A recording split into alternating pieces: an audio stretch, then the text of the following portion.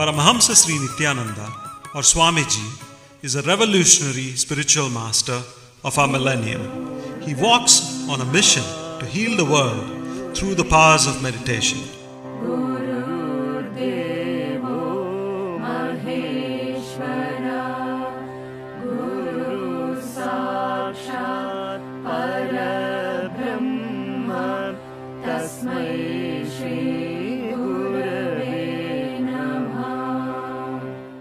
Swamiji chose to be born as Rajashekaran in the sacred town of Tiruvannamalai in southern India.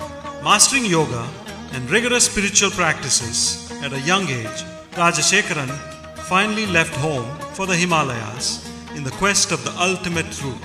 This quest led his feet to the holiest of pilgrimage spots and to great spiritual masters in India and Tibet. After years of wandering, study, and intense penance, the boy Rajashekaran experienced the ultimate flowering of consciousness on January 1st, 2000.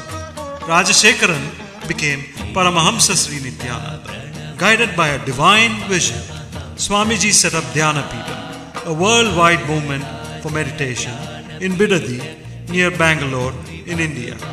At the ashram, seekers aged between 8 and 80 live and learn in the Master's presence.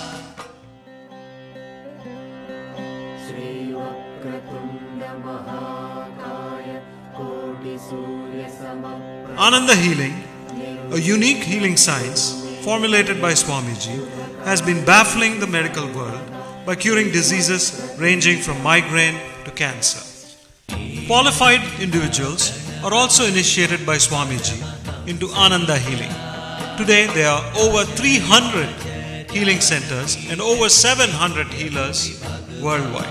The Ananda Spurana program is an intensive workshop for chakra healing and meditation that brings together philosophies and techniques from the world's major spiritual streams. The Nithyananda Spurana program, or NSP, is an advanced level course where participants work on all their 7 energy bodies.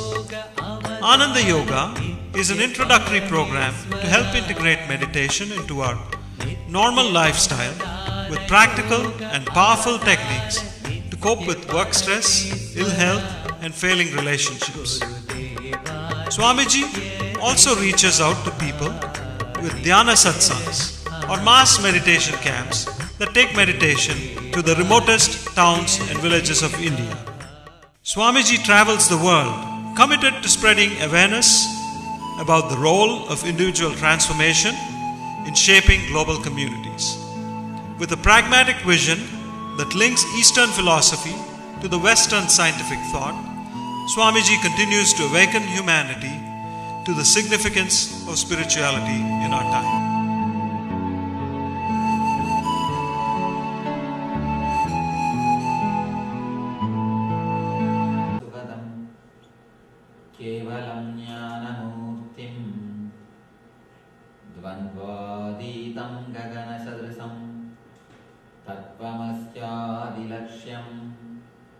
एकं नित्यं विमलमचलं सर्वदी साक्षिभूतं भावातीतं त्रिगुणरहितं सद्गुरुं तं Namami.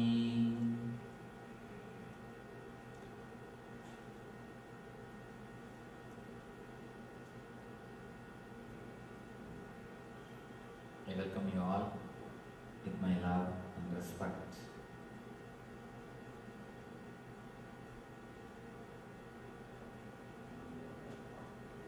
Today's subject is love to survive.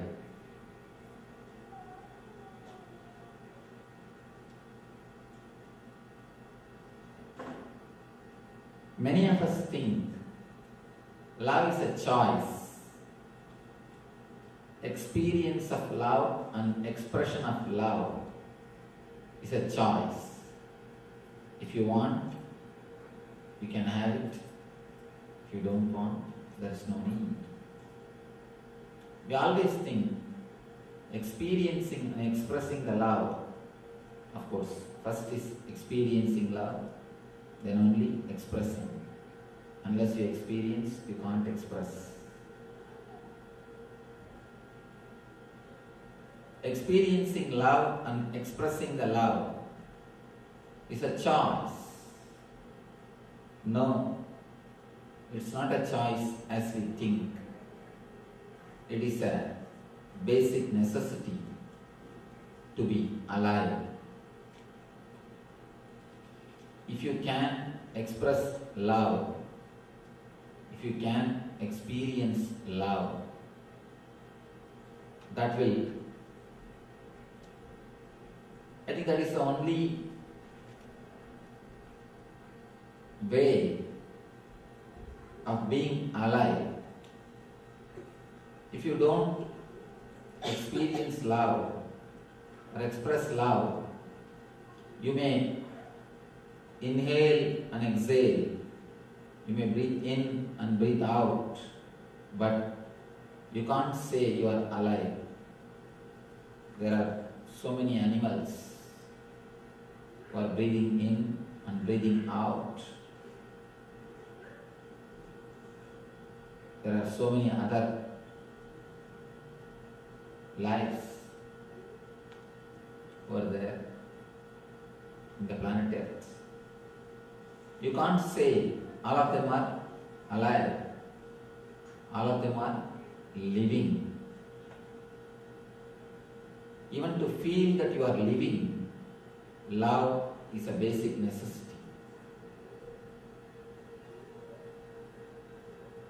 Let us look a little deeply into the meaning of the word love, because the word is too much contaminated or loaded by so many different meanings, interpretations, commentaries.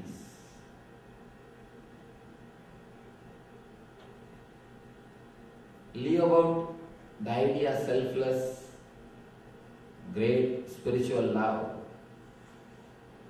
We don't even have to bother about that. Let us first start talking about the normal, simple love with all the possessiveness, jealousy, what all the side effects it causes, with everything. Even that love does a lot to your body and to your mind. Next we will see the selfless spiritual love or a matured love. First, let us analyze the love or the feelings which we share in our day-to-day life, which has got all its side effects or after effects, possessiveness, jealousy, and anger. All these happens as after effect of ordinary love. Even this love does lot to your body, does lot to your mind. The other day I was reading a magazine. There is a survey report. I was amazed to see the reports. The title itself says, Live Forever. The title says, Live Forever. 11 techniques, 11 important instructions to extend your life at least 20 years. They have given 11 important instructions with a standard statistics, survey reports, which is supported by scientific survey reports. not simple instructions. All the 11 belong to love. All the 11 belong to love. They say even carrying a pet animal creates a hormone in your body which makes you feel ease with your body. Even carrying or spending few minutes with pet animals does a lot to your system. Caring pet animals can do so much means.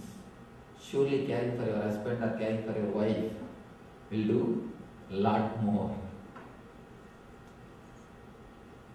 And how people die if they are single or widowers, and how life is extended, how low chance of cancer, depression, if you are caring or being cared by somebody.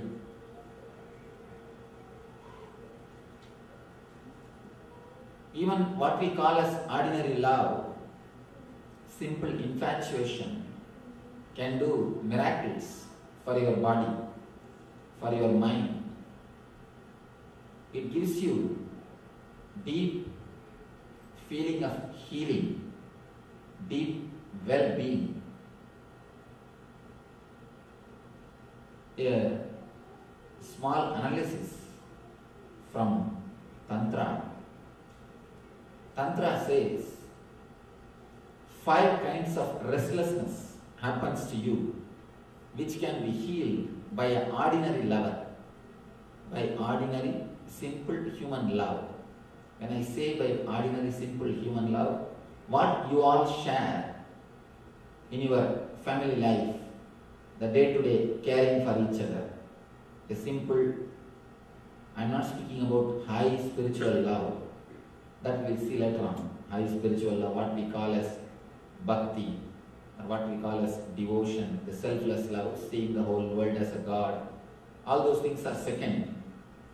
First I am talking the simple practical love which you share with some reason, either because that person supports you socially, or that person will stand for you when you face difficult times, or just you feel that person is mentally support for you, is psychologically is a support for you. Anything, for any reason, or maybe you want a good certificate from him, a name from him. For any reason, you may show your love. Even love given with a reason heals you from 5 kinds of restlessness. First thing, restlessness happens due to place. Sometimes in particular place you feel restless. Particular situation you feel restless. If you move from that place, if you move from that situation, you feel that things will be settled. Even in that kind of situation, even that kind of places, a simple expression of love, expressing the love in body language, can make situation much better, can heal the situation. Next, physical restlessness. Physical restlessness is a tension in your body.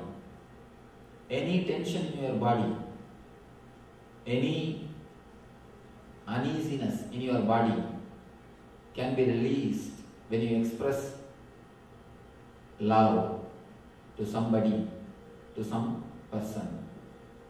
You may ask, how can love take away the physical restlessness? How can love take away?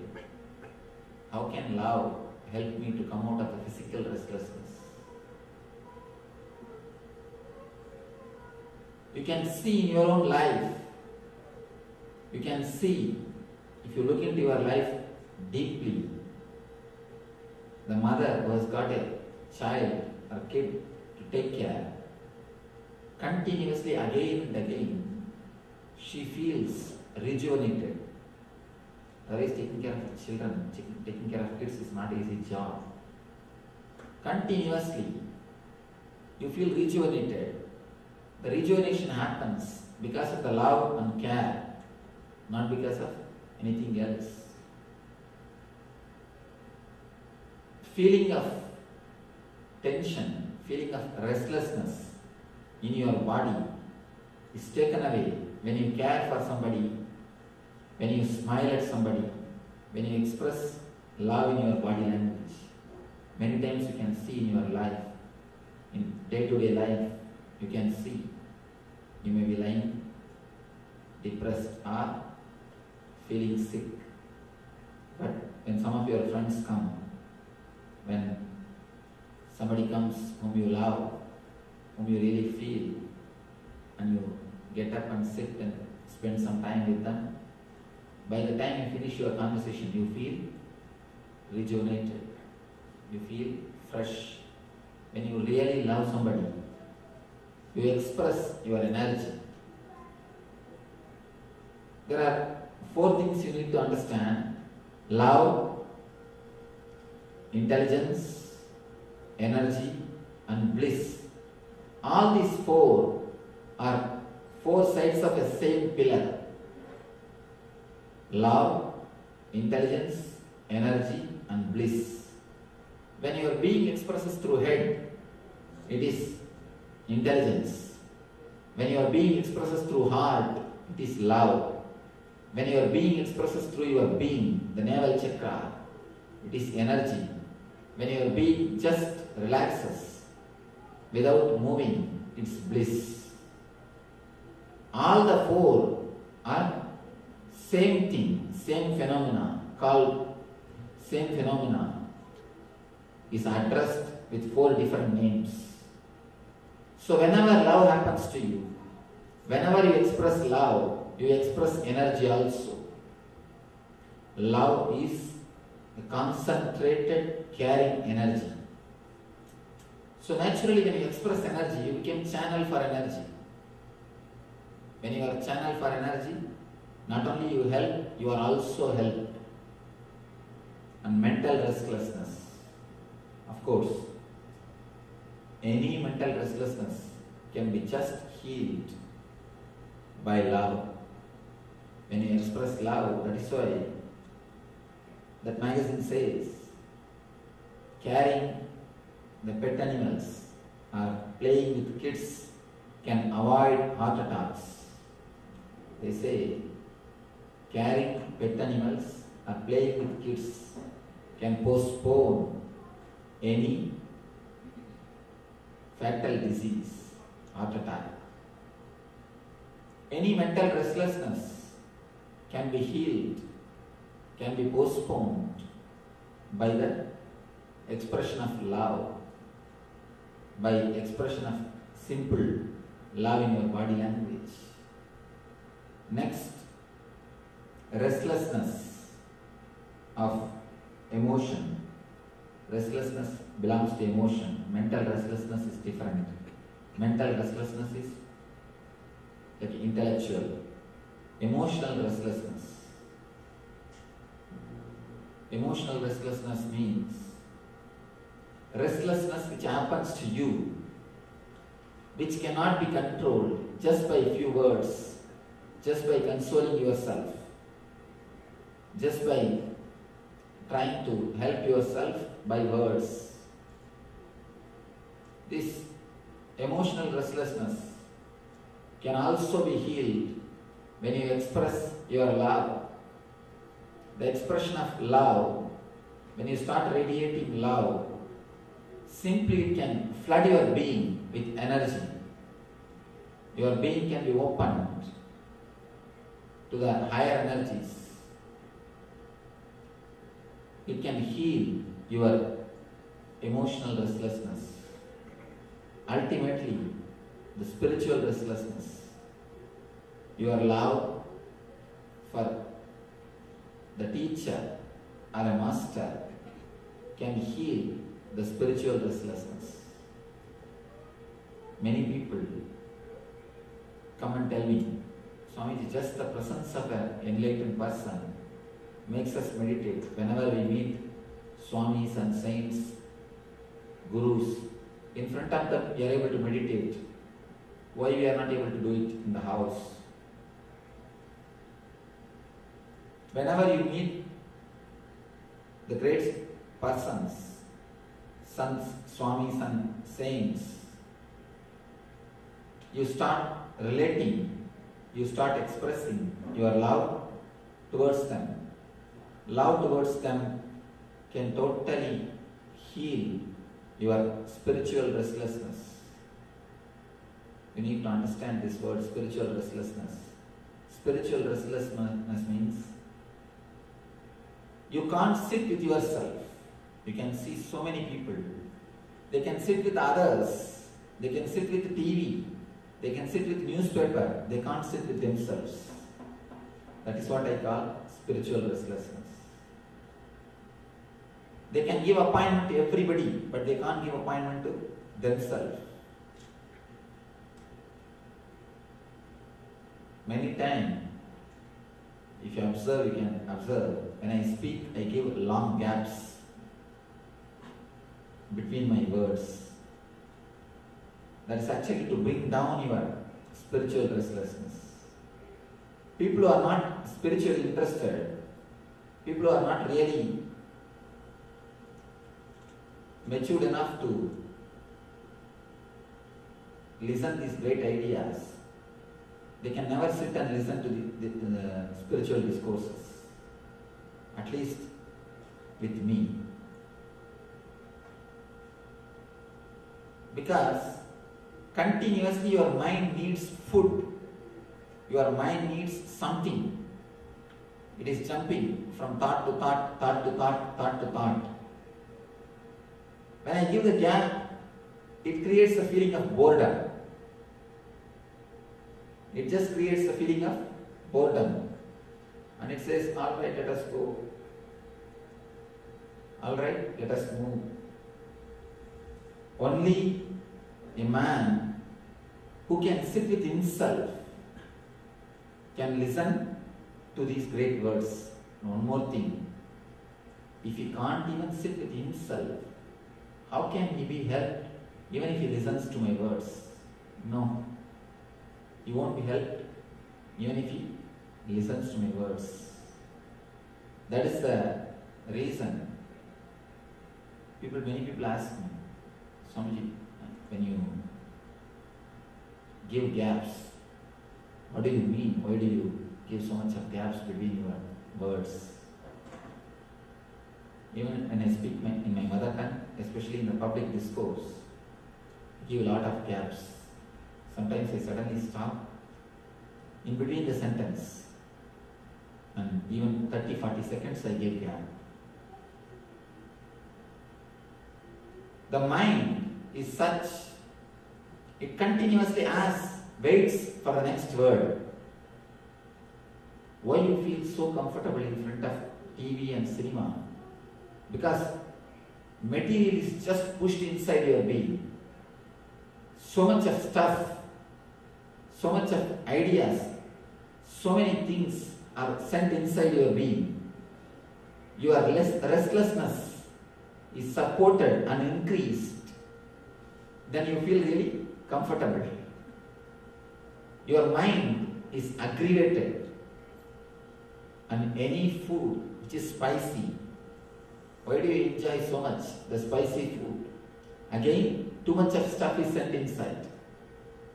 Whenever your restlessness is aggravated, and the same way, the itching sensation, spicy food, watching movie, all these things are equal to itching sensation. When you scratch, you feel comfortable. Spicy food is nothing but scratching the tongue. It gives a sort of a comfort by scratching. Same way, too much of materials being pushed inside.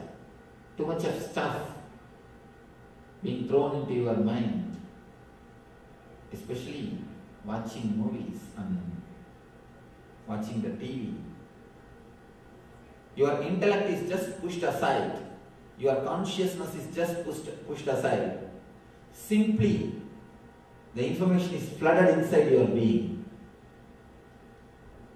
You should understand one small thing about watching movies.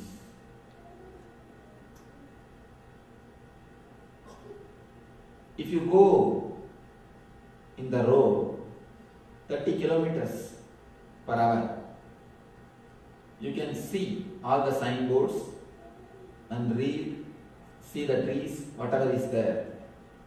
If you go in 130 kilometers per hour, you won't be able to see clearly. Why? Because the frames, number of frames which changes per second is too much.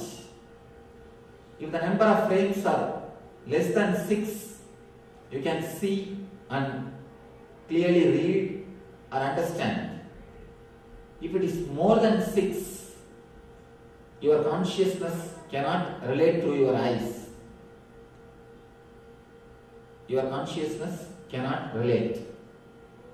In TV or media, it is 12 to 16 frames per second. So naturally, your consciousness is just pushed aside. Simply that informations are flooded inside your system.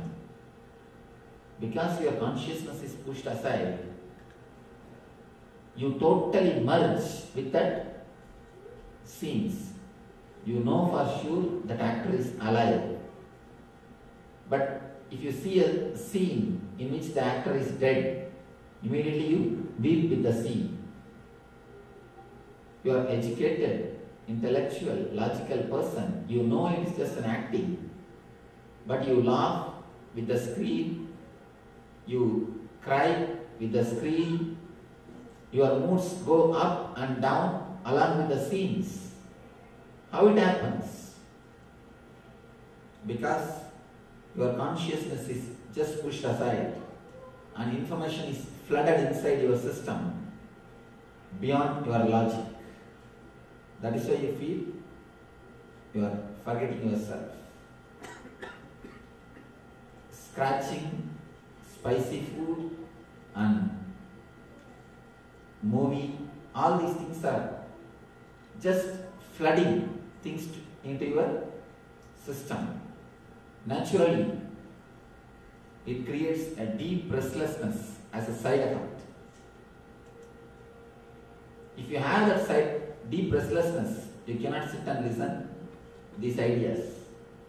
And I make it sure the people with restlessness don't sit, because not only they won't understand, they will misunderstand. And misunderstanding these great truths are very dangerous. Half truth is much worse than a lie. Half truth is worse than a lie. If you do not know at all, at least you are out of danger. But if you know half, then you are in a big danger.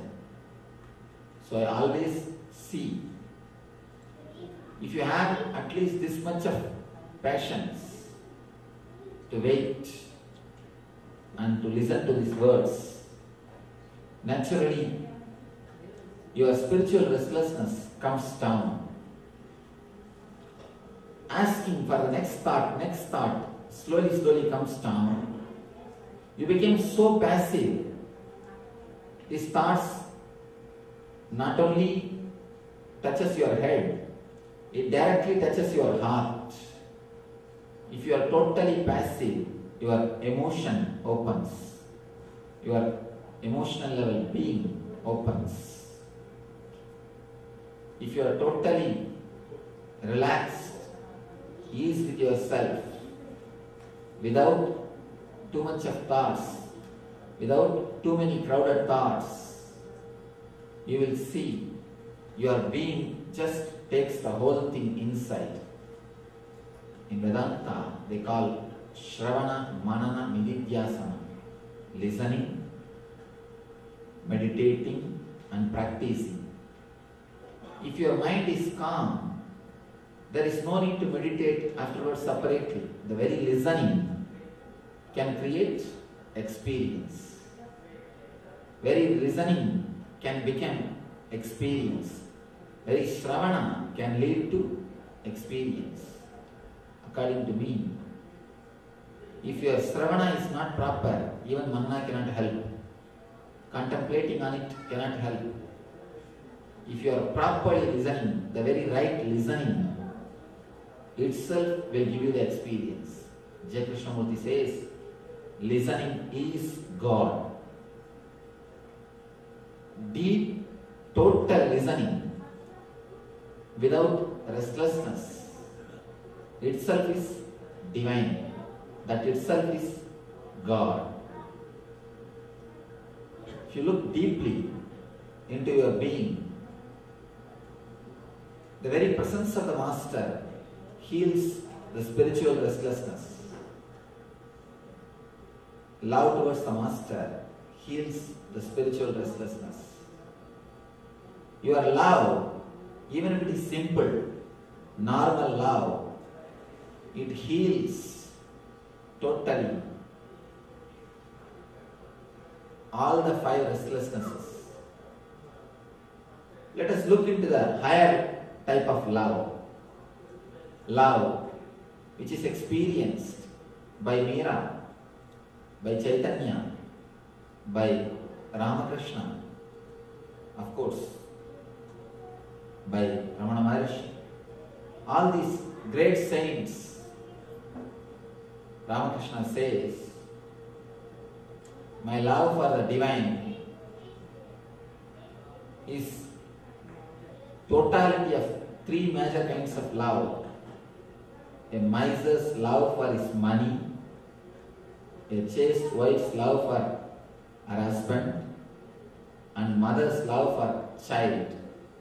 All the 3 put together and something more is my love for divine. Of course, we won't be able to understand just by this 3 definition, 3 words. It's almost like a feeling of being one with the other, falling in tune with the other, falling in tune with the other person, other being. It's a ecstatic, highest expression of your being. Meera, just by the word Krishna, puts her into ecstasy. Just the word Krishna can put her into the ecstasy. In Narada Bhakti Sutras, the sutra says, if the tears roll down in your eyes listening to God's name, the divine name, be sure that is your last janma. That is your last birth. The first teaching of Ramakrishna in his Gospel, there's a book called Gospel of Sri Ramakrishna. The first teaching, he says, if you can shed tears when you listen divine name, Lord's name, be sure that is your last birth. Just the remembrance of the divine puts them into divine ecstasy, love, feeling of joy. Annamacharya, if you listen to his kirtans, if you listen to his songs towards Balaji, he feels that divine is there. It's an experience for him. In some of the verses, Ramana Maharshi abuses Arunachala. He just abuses, blames. What are you doing? You are the house owner, or you are my husband. But when the thieves are coming inside and taking me, what are you doing, O Arunachala? He is asking Arunachala. Beautiful verse.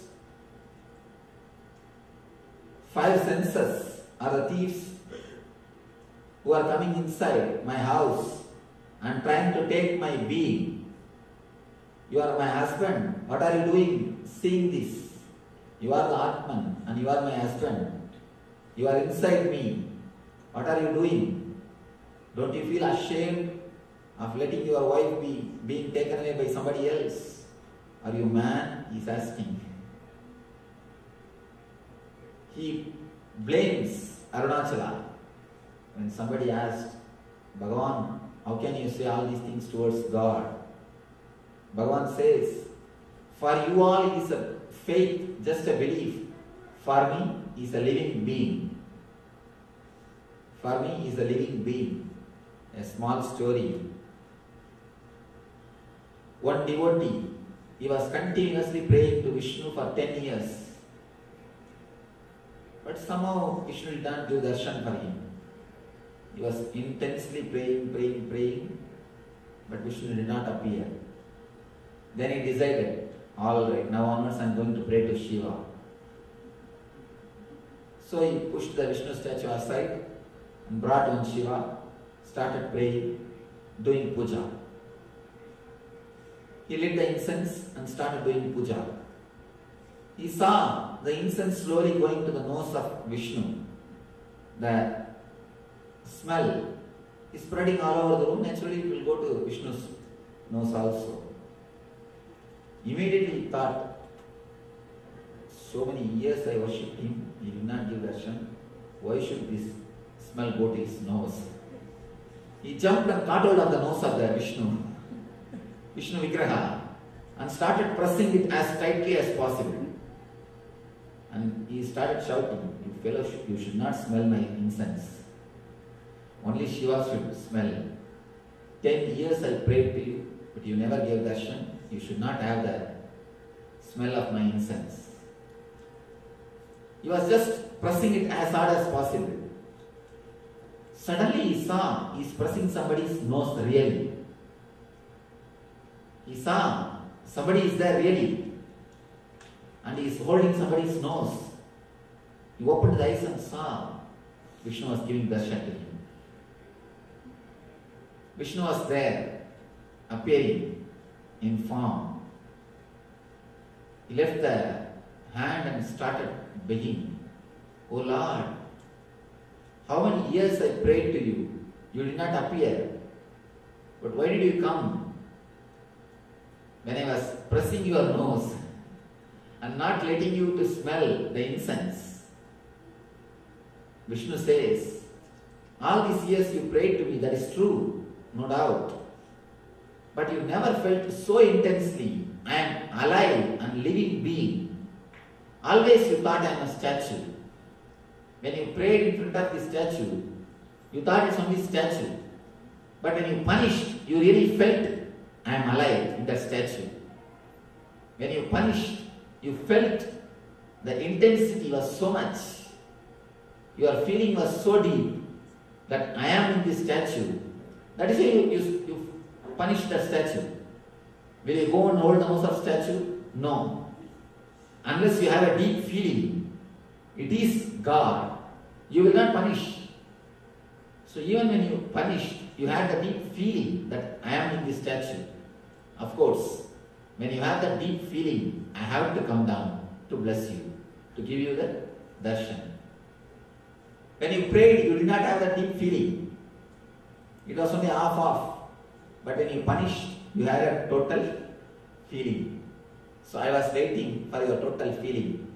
When you have a total feeling, I come down. There are so many strange incidences which expresses the power of love. The love can do miracles in your being, not only in the mental level, even in the physical level. Even in the physical level.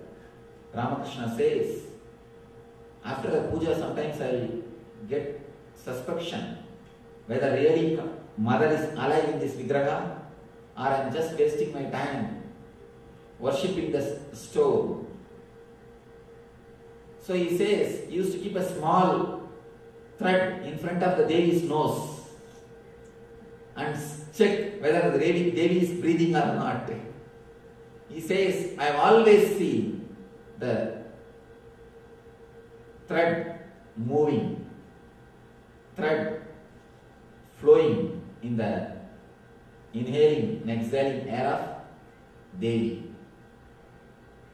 And a strange thing, still now if you go to Calcutta you can see.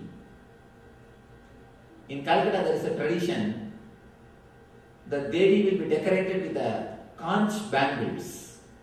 Bangles made out of conch shell. They will cut the conch shell and make bangles. They will decorate the Devi's hands with the conch shell. Kali has got 4 hands. These 2 are Abhaya and Narada, and these 2 are one with the Shira, means the cut head.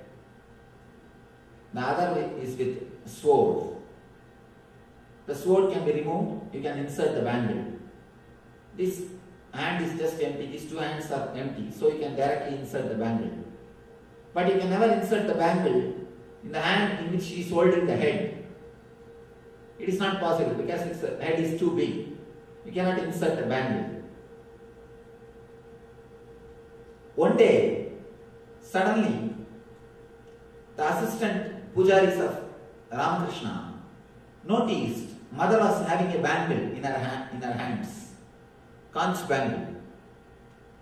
They immediately went and supervised it. They saw it. They had a close look whether it was broken and inserted. It's a full bangle. A stone vigraha is wearing a full conch bangle without any damage in it. No damage. A full conch bangle is in the hands of mother. They were shocked and surprised. How can this go inside? Impossible. But she is having a bangle. Always only 3 hands they will decorate with the bangle, the 4th hand will be left. Suddenly one day they saw the bangle is there in her hand. They rushed to Ramakrishna and asked, what happened? How is it possible? Mother is having a bangle in her hands. And they were feeling really surprised, not only surprised, some started suspecting whether this guy broke that head and inserted the bangle. Because Ramakrishna is considered as a man by the colleague pujaris for his own unique way of worshipping. Because before doing Nivedya, he will eat that food a little bit and see the taste, then he will offer it. He will do all sorts of weird things which Shastras cannot accept. But his love was such, mother accepted everything. But the pujaris always had a suspicion, they had a thought, this guy may be little mad or crazy. They thought, how can the bangle be there in her hand? If you go to Calcutta, still now you can see the bangle. Still now it is there, an original conch bangle in the hands of mother. Impossible to explain. No scientific explanation or no logical explanation. They rushed and asked Ramakrishna, how is it possible? What did you do? Ramakrishna said, what is there? I told mother, please let the skull be down just for a few minutes. I will insert the bangle, then you can hold it.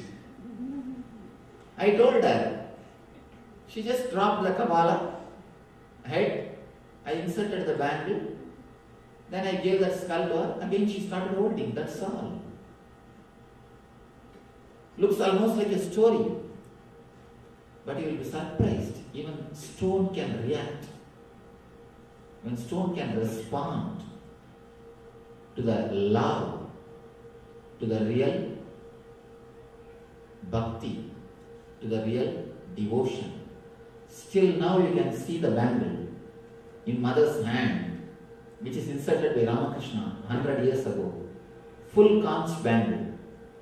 unbroken, full conch bangle, which is impossible. No logical explanation. But it is there. Because it is there, we have to believe. I also tried my best to disbelieve. And they allow the sadhus to go and touch the vigraha, sannyasis to go and touch the vigraha. The moment I entered inside, the first work which I did was, I tried my best to shake the bangle and see whether anywhere it is broken.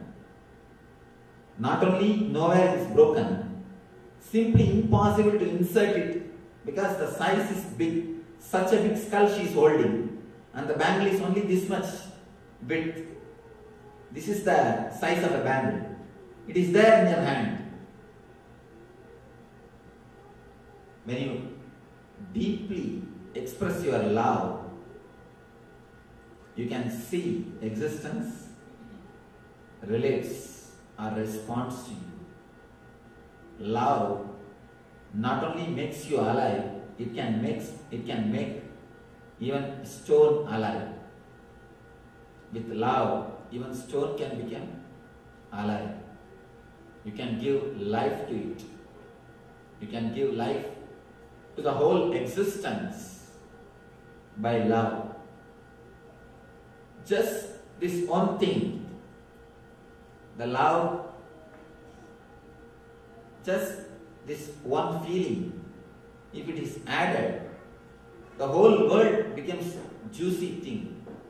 The whole world becomes alive. Everything, whatever you see, whatever you feel, whatever you experience, becomes a joyful thing. One more small incident which love can do. There is a story in the life of Sadasiva Brahmendra, one of the great saints who lived in South India. He always lived as a naked person. He never used any clothes. He lived just like a child, just like a kid he lived. And one day, he was walking in ecstasy, deep ecstasy, and no clothes. Just like that, he was walking. That time the country was ruled by Muslim kings. One Nawab means local in charge of Muslim king. He is like a statesman, man who takes care of that state. He was coming, he saw a naked man walking and did not even respect this guy. Everyone has to respect the person. He was not respected. Immediately he got angry and took a sword and cut the hand of the Sadasiva Brahmendra. The saint never bothered, he just started walking. He continued walking. This guy who cut the hand, he went away. But one of his devotees started weeping, saying that, "Oh Master, you lost your hands, you should have respected him. You are in some ecstasy. What happened? Why did you do this? You lost your hands." He said, "Oh, is it so? Don't worry, bring that hand." She brought the hand and he put it, it became all right. She asked, "How great miracle? Oh Swamiji, how did it happen?" Brahmendra says, his hatred has destructed, his hatred was destructive. It has destroyed my hand. Your love was constructive. It has again fixed it. That's all.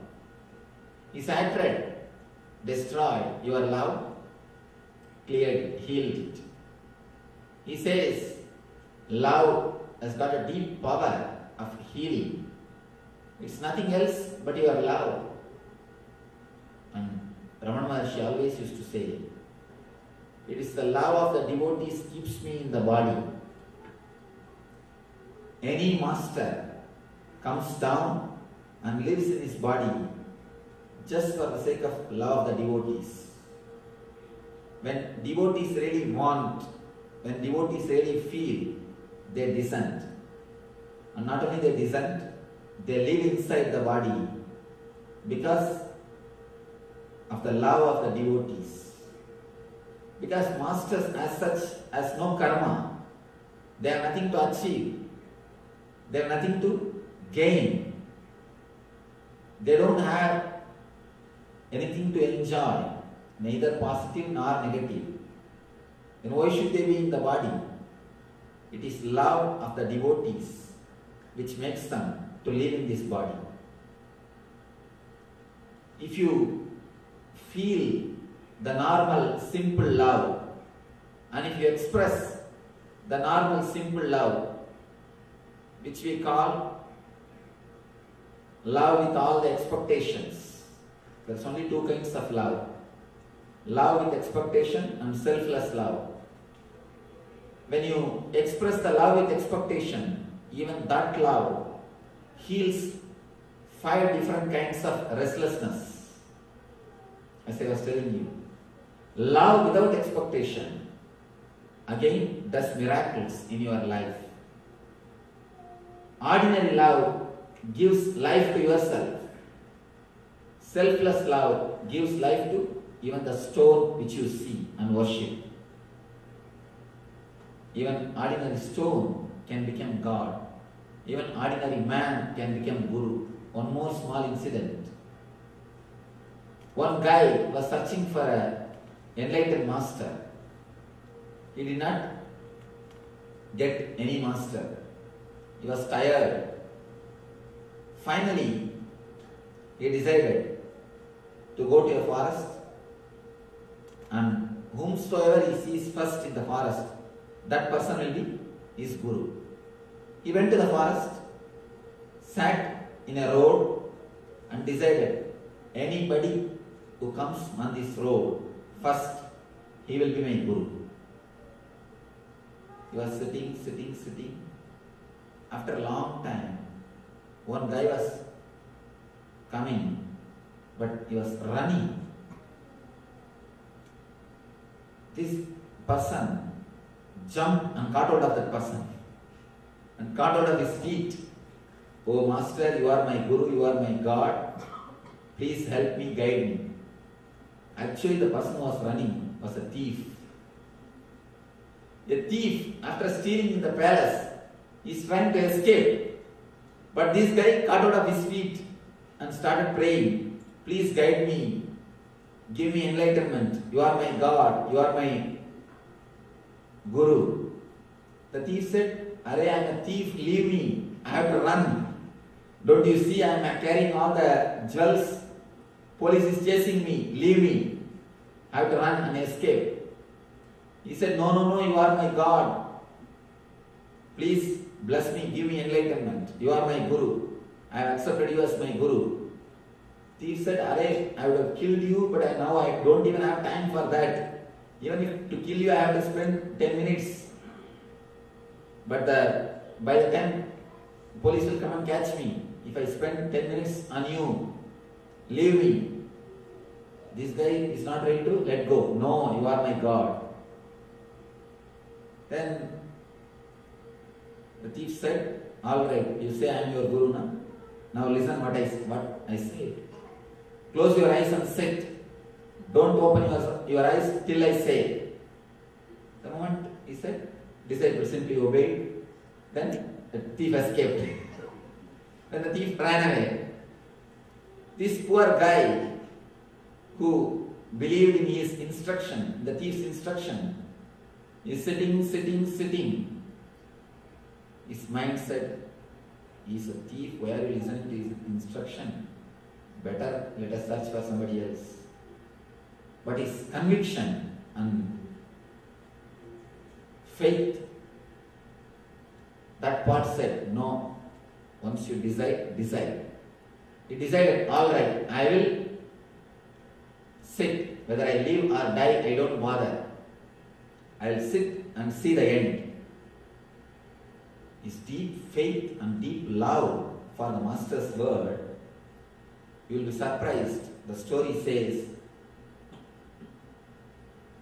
after few days, his tapas, his faith started touching the Kailash. So Shiva has to come down to bless him. The divine has to come down to give darshan. Of course, whether it is mythological story or history, we don't bother. But the idea is truth.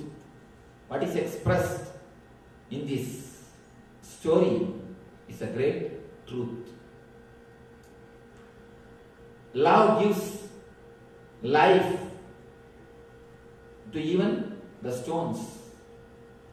If you express the love with expectation, selfish love, even that heals your 5 restlessness and gives life to you. If you express the selfless love, it gives life to everything around you. Even a thief can become a guru. Even a stone can become God. Ramakrishna's love for the stone has made that stone as a God. This guy's love for the thief has made thief as a guru. So, when you express selfless love, it gives life to other jivas. So, love to survive and to give life. When you express selfish love, you give life to yourself. When you express selfless love, you give life to everything which is around you. Whether it is selfish or selfless, don't bother. Start expressing love. Let that become your body language. Let that become your lifestyle.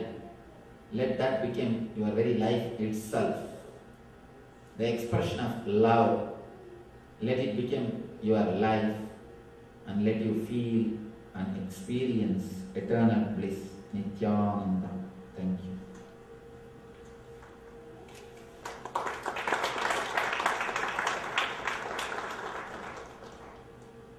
Any questions? Few questions?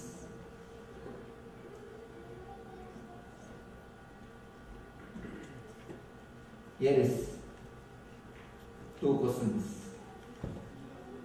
Swamiji, can you please explain to me what part divinity plays in miracle? You say miracles happen. Does divinity make them happen? And then what are you referring to as divinity? This is a question from the Rishi. Understand. Normally, you understand 3 things. Doer, things done. Actually, the 3 things you need to understand. First thing is the person who does. Second thing is the act. The third thing is the thing which is done. Doer, act, and the result. All these 3 things can be understood in a 3-way, only logically, in this normal plane. In the ultimate plane of divinity, in the ultimate plane of reality, there is no 3 things. Here you are asking, what part divinity plays in miracles? The very miracle itself is a divinity. Now when you ask what part divinity plays in miracles, you are asking for cause, effect and the act. You are asking for a clear-cut 3 divisions. Whether divinity is a cause, or whether divinity is an act, or whether divinity is an effect. I tell you, in divinity, in the language of divinity, these 3 things does not exist. Now normally, if I have to raise the hands, first the brain has to give the order, it has to be carried, then hand has to listen. In the language of normal human beings, these three things exist: head, hand and command. But in the divinity, all the three are one and the same. In the divinity, all these three doesn't exist separately. So the very divinity itself is a miracle. Miracle means it's just a happening. In the whole existence, no two things. Many people come and ask me, Swamiji, who created the world? There is no creator. Please be very clear. Existence is self-created. Universe is a self-created thing. Very creation itself is a creator. It's an intelligence continuously getting created. That is what is a strange thing, little difficult to understand. Understand one thing, it is just a creating. The process is continuously going on because of its own intelligence. Its own intelligence is creating its own being. There is no three things: creator, created and creation. Just creating. It's a continuous process. Self-expression of intelligence. So any miracle, the very miracle itself is divine. It is self-expression of intelligence. It is self-expression of divinity. There is no three things in divinity ultimately. So the cause for miracle is divinity. The happening of miracle is divinity. And what happens in the end, result of the miracle, is divinity. All the three are referred by the word divinity. Next question.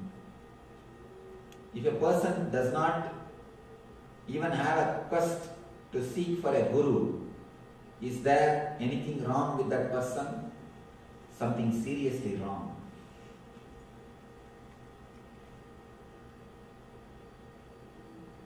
When you do not know that you do not know, at least you know you do not know. When you don't know that you don't know, you don't even know you don't know. When we don't know that we don't know, we don't search for master. When we don't know that we don't know, we don't even know we don't know. When we know that we don't know, at least we know we don't know. We can start to know. A small incident which happened in P.D. Auspenskai's life. Yesterday I was talking about Albert Einstein. He is the guy who became enlightened because of physics. You can become enlightened even through physics. And this P.D. Auspenskai, he became enlightened because of logic and mathematics. If you go deep into any subject, you will become enlightened. Because all paths lead to same goal. There is no need. You should do only puja or meditation. Even if you do scientific research, deeply to the end, that's what I always tell. If you are logically logical, you will go beyond logic. If you are logically logical, you will go beyond the logic. This P.D. Auspenskai, he became enlightened by mathematics. Deep search in logic and mathematics. He met his master, George Gurdjieff, in a casual way. And when P.D. Auspenskai met George Gurdjieff, Auspenskai was a reputed, world-famous mathematician. And George Gurdjieff is a simple man. Nobody knows about him. But some energy of George Gurdjieff attracted Auspenskai to go and talk to him. They met casually in some place. Auspenskai then went to Gurdjieff and asked, I feel you know something which I do not know. Can you teach me? Can you help me? Guruji said, what? You are a world famous mathematician. What can I teach you? You have written such a beautiful book. He has written a book called Tertium Organum. Wonderful book. Third principle, it is called. How can I teach you anything? Auspansky said, that I do not know. But one thing I am feeling sure, that you know something more. You can teach me. Then Guruji said, all right, if that is the case, go to the next room and sit and start writing what all things you know and what all you don't know. What all things you know and what all things you don't know. Make a list. Then we know what you know and you don't know. And whatever you don't know, I'll start teaching about it. And Auspansky writes, when I went and sat with a paper and pen to write what all I don't know, what all I know. First I was asked to write what all I know. More than 2 hours I was scratching my head. Finally I understood, I do not know anything. Whatever I know is very superficial knowing. It is time you search for the master. You are qualified to get a master. As long as you have the illusion, as long as you have the feeling, things are going well. Without they are going well, naturally you are in great danger. You are in an illusion that everything is going well. That is the reason you are not in search of master, or you are not in search of spiritual teachings. If a man is not having a quest even to search for spiritual teachings, then you can be sure that he is living a life in which you do not even know that you do not know. That's all. So, not even searching for a master or a spiritual teaching shows very clearly he is in a deep darkness without even knowing he is in darkness. If you have had a glimpse of light at least once in a while, only then you will know that you are in darkness. If you never had even a glimpse of light, you cannot know, you will not even know that you are in darkness. A small story. One man who is born blind went to a doctor and asked, "Doctor, can you help me? Can I have my vision back? Can I see?" Doctor said, "Don't worry, I will do some operation. You will have your vision. Then you can walk without stick." The blind man replied, "Doctor, I understand 2 things. You will do operation, I understand. I will have my eyes back, I will understand. But how can I walk without stick?" Long time he was walking only with stick. So he started thinking, stick is something related to his very walking itself. He cannot walk without stick. Doctor said, "I cannot answer your question intellectually. Only when you get your eyes, you will understand. Then you will understand you don't need stick." Same way, only when you get a glimpse of light, you will understand in which darkness, in what type of darkness you are living. Then you will start searching for master or spiritual teachings. Thank you. Anybody? Yes.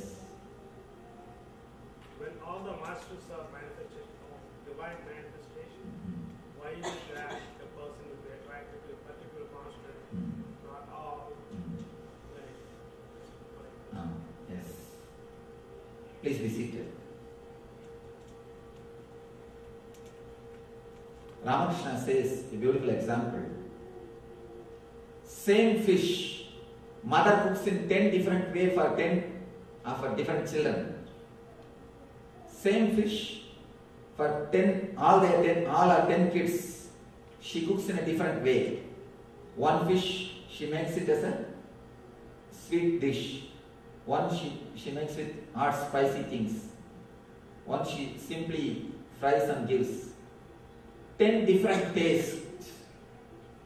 Based on the taste and expectation, she cooks and feeds. Actually, we have our own mental setup. We have our own expectation. Divine fulfills you the way in which you want it. For some people who are well-read, intellectual, for them Shankara suits. The ideology of Shankara suits more for him.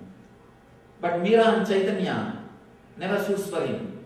He doesn't feel attracted to Meera and Chaitanya because they are always singing and dancing. He says, what foolish thing it is, continuously singing and dancing. The guy who is attracted to Meera and Chaitanya, an ecstatic love, who is in bliss, he says, what foolish thing, continuously sitting and analyzing. Drop all those foolish things. Person who is head-oriented, he gets attracted towards the intellectual stuff. Person who is heart-oriented, he gets attracted towards the devotional things. Person who is being-oriented, he gets attracted towards the meditation. There are so many paths, so many masters, so many ways. Each person who is centered on different energy, person who continuously thinks, for him, Jnana Yoga is the path, intellectual path. Person who continuously is centered on emotions, who is emotional, he is the Bhakti Yogi. For him, Bhakti Yoga is the path. Person who is more being oriented, silent, introvert, for him, meditation is the path. Whomsoever is based on any individual or particular energy, particular mental setup, he is or she is attracted towards that type of guru, towards that type of philosophy, towards that type of master. So that master, that guru, that philosophy attracts him. That's what yesterday I was telling. If you find your right master, suddenly something will happen between you and him. Synchronicity. Like almost like a falling in love. It's not even falling in love, raising in love. When you fall with normal persons, it is falling in love. With masters, it is raising in love. You suddenly feel he is expressing what you think. He is exactly expressing what you always wanted to hear. You will see, simply your heart feels in tune with him. He is your master. Till that happens, continue to search.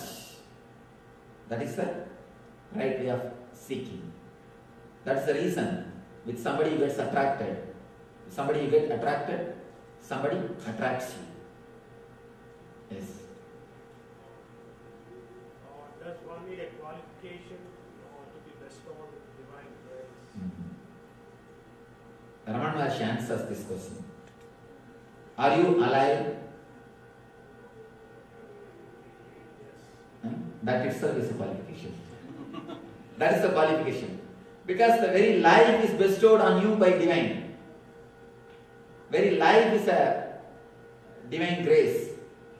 Being alive is more than enough. That is the maximum qualification. That is the qualification which is needed. That is more than enough to receive the divine grace. Nothing more is necessary. Else will be taken care by the divine.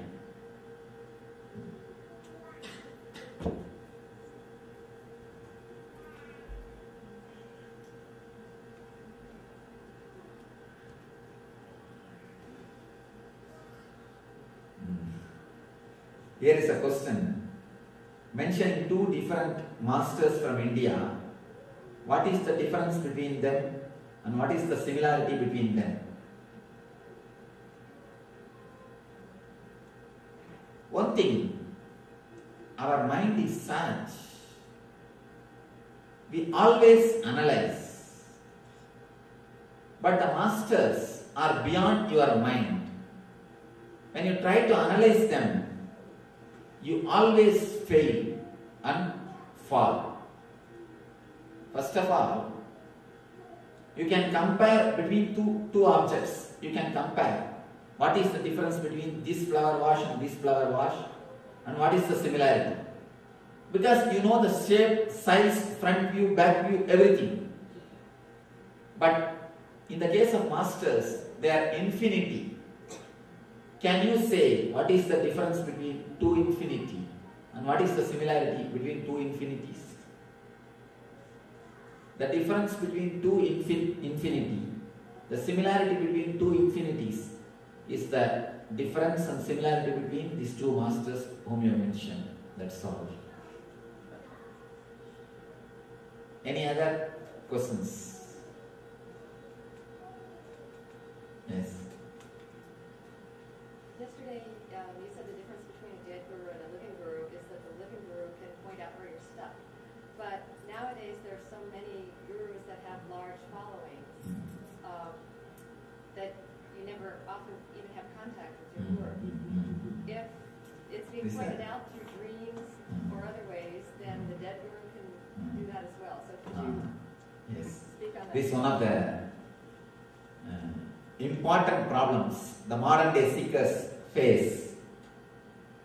Thousands of followers. And one thing, before answering, I myself have to confess. Here you get at least the chance to question me. If you have some relatives in India, especially South India, ring up and talk to them or ask them how many people attend my programs. Sometimes 40,000.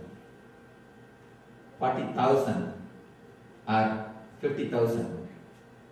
The meditation camps we conduct are attended 40,000, 50,000.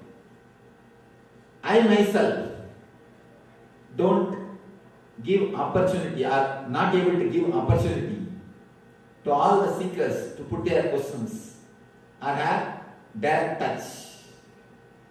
But I tell you, the living master, by his teachings, let me explain to you in this way. One side, people feel that they are not able to ask questions, get doubts cleared individually. Other side, people always come and tell me, Swamiji, exactly what I thought, what I wanted to ask, you have responded, you have replied.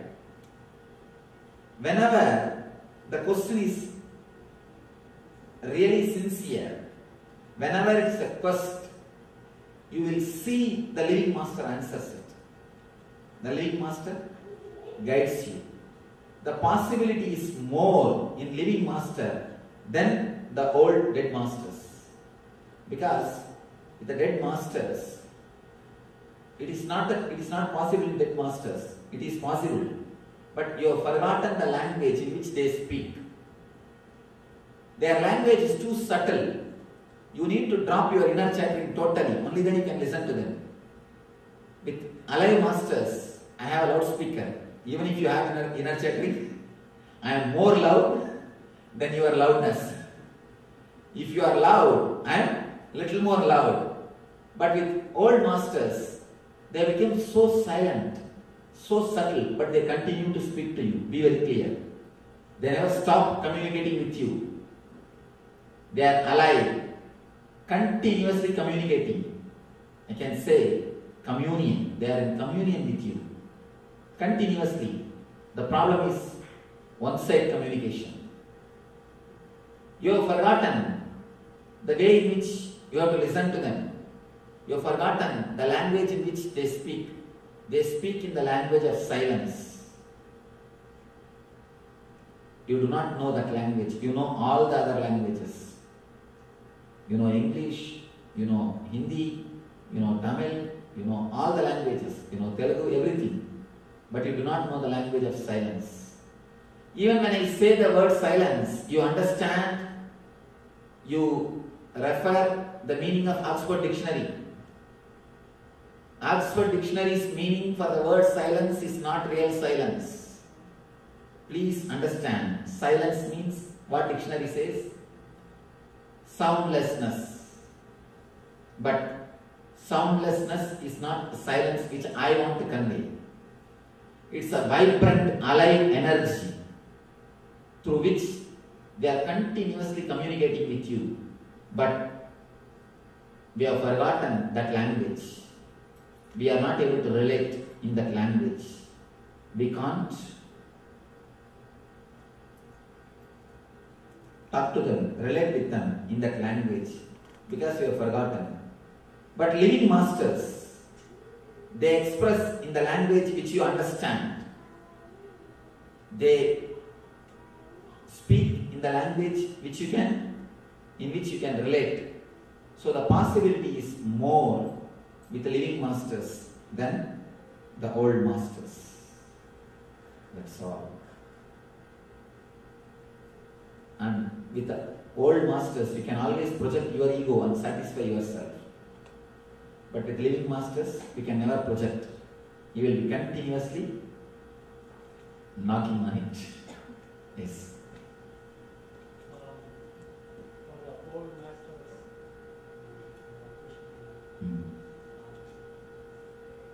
I feel that they communicate telepathically. No, please little loud. Pardon, little loud. You can come here. It's not just a language of silence, but telepathically also they can communicate. That is what I say silence. That is what I say the word. You see, the problem is telepathy, all these, I get the commands, all these things, most of the time is expression of our ego. Our own ego plays the double game. You speak for yourself and you speak for him also. You stand in front of a statue and say, "Oh God, please bless me and give me your blessings." And you stand for the statue and say, "I bless you, my son, don't worry. I accept your prayers." Most of the time, you play both roles.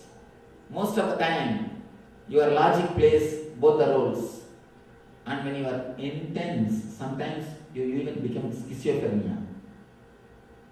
That's the reason most of the people start acting or behaving like gods.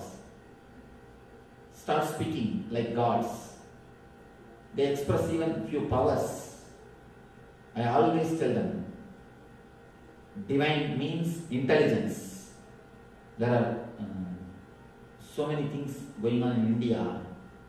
People fall into a sort of hysteric state and start predicting about the future. The intuition telling all these things. And it is considered that as if the God has descended on them. And people worship them. I always tell them, no. If God descends, you will see only the joy and bliss in their face. But these intuition tellers, they are always suffering. They are in tension. They are in restlessness. If you have seen in India, the intuition tellers are the people who are possessed by God, the so-called God. You can see them. They are restless, agitated, shouting and creating noises. It can never be God. When divine descends, it is so beautiful, blissful, ecstatic, because God is filled with love and energy. He radiates love, He radiates energy, He expresses compassion, never the restlessness. Many times, we play both roles. Don't cheat yourself playing both roles. That's the only warning which I want to give. Otherwise, continue with any path, no problem. It is up to you. Thank you.